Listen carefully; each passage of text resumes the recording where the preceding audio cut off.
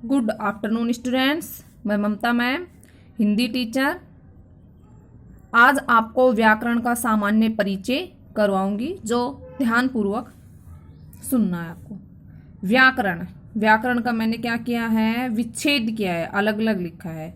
और संस्कृत और हिंदी के स्टूडेंट्स इसको प्लस नहीं कहेंगे, क्या कहेंगे, धन कहेंगे।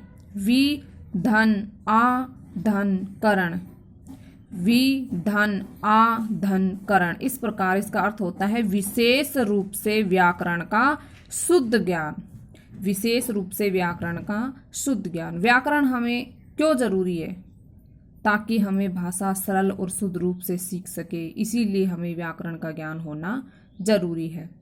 व्याकरण के अंग कितने होते हैं? 3। इन व्याकरण के 3 अंगों पर ही पूरी व्याकरण टिकी हुई है। पूरा व्याकरण इन्हीं 3 अंगों पर है। देखिए, पहला अंग कौन सा है? वर्ण विचार। दूसरा अंग कौन सा है? शब्द विचार। तीसरा अंग कौन सा है? वाक्य विचार। तीसरा अंग कौन सा है? वाक्य विचार। फिर से देखिए, व्याकरण के अंग कितने हो गए? 3। नंबर 1 वर्ण विचार, शब्द विचार, वाक्य विचार। वर्ण विचार, वर्ण विचार क्या होता है? हम पहले इस वर्ण विचार को पढ़ेंगे। क्या होता है ये वर्ण विचार? वर्ण विचार, वर्ण को किन किन को कहेंगे? वर्ण, स्वर भी आ गए वर्ण में, तो व्यंजन भी आ गए, सभी आ गए। स्वर और व्यंजन वर्ण में आते हैं, अयोगवा भी आते हैं, क्योंकि वो भी तो वर्ण है। वर्ण का मतलब क हो गया, च हो गया, प हो गया, ऐ हो गया, जो भी हमने लिखा वो वर्ण है। एक वर्ण लिखते हैं वो भी वर्ण ही होता है। क लिखा तो भी वर्ण, च लिखा तो भी वर्ण। लेकिन ये वर्ण विचार कहेंगे किसे? ध्यान से समझना। लिखित रूप से, लिखित रूप से, लिखित रूप से वर्ण विचार में देखिए, लिखित रूप से भाषा की, लिखित रूप से भाषा की सबसे छोटी इकाई, लिखित रूप से भाषा की सबसे छोटी इकाई क्या कहलाती है? वर्ण होता है। लिखित रूप से भाषा की सबसे छोटी इकाई वर्ण होता है।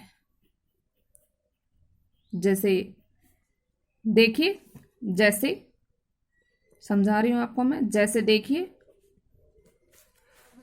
लिखित रूप से भाषा की सबसे छोटी इकाई वर्ण होता है। अब उदाहरण देखिए, जैसे कोई भी वर्ण लिख दिया, क, ये क्या है? वर्ण है।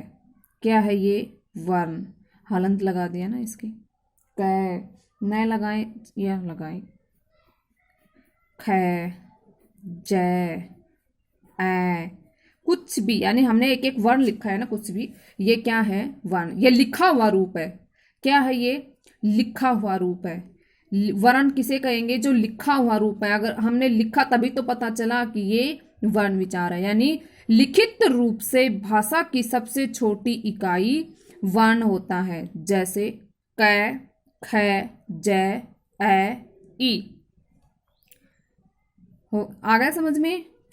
वर्ण विचार के बाद हम देखते हैं, हम सामान्य ज्ञान पढ़ रहे हैं व्याकरण का, कि किस प्रकार व्याकरण में वर्ण क्या होते हैं, किसे कहते हैं? ध्वनि। ध्वनि का मतलब होता है आवाज।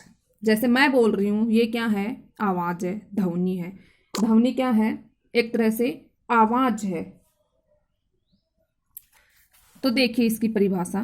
ध्वनि मौखिक रूप से, मौखिक मतलब मुंह से बोलना, मुंह से निकलने वाली आवाज। मौखिक रूप से, मौखिक रूप से भाषा की, मौखिक रूप से भाषा की सबसे छोटी इकाई। ध्यान से समझना स्टूडेंट्स, ये क्या था? वर्ण विचार में क्या आया? लिखित रूप से भाषा की सबसे छोटी इकाई वर्ण होता है। जैसे ये लिख दिया, मैंने बोला, बेटा ध्यान से सुनो, मुंह से आवाज आई, इसे क्या कहेंगे? ध्वनि। मौखिक रूप से भाषा की सबसे छोटी इकाई ध्वनि